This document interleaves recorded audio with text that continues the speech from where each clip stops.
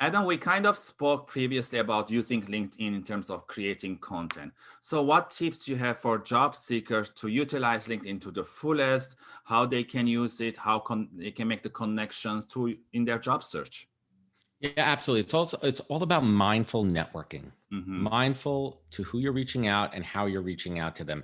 And I have two different schools of thoughts here when sending out personalized messages. I personally do it very rarely. Mm-hmm. People could look at my profile. I get a lot more inbound than outbound being a recruiter. But if you're a job seeker on the search, make sure that you're being mindful in your messaging, that you're very clear of why you're connecting. If you saw a specific job that you're interested in, you could use that as a messaging approach.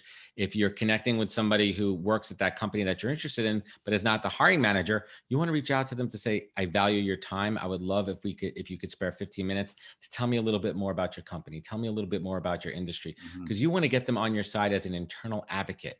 Yeah. You don't want to say me, me, me. You don't want to say, hey man, there's a job in your company. Can you help me out with that? I don't know you. No, You no, have to establish a relationship. for sure. It takes time. It's a two-way communication. It's a relationship building. 100%. And I also tell everyone when you're sending a request, send a message why we're connecting. I also get a lot of connections and I like, what's this for us, for both of us? Sometimes I accept, sometimes I not. But if you send a message, it will get me curiosity to see Right. maybe your profile, see what's happening there. 100%.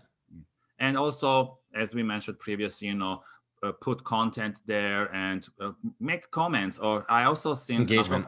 a lot of time, if you follow the company you're interested and interact, the recruiters will notice, right? And they'll 100%. talk to you. Because they're probably recruiting, they're probably engaging on too. And here's another real piece. If you're intimidated, if you're shy, if you're trepidatious about creating content, start with engaging.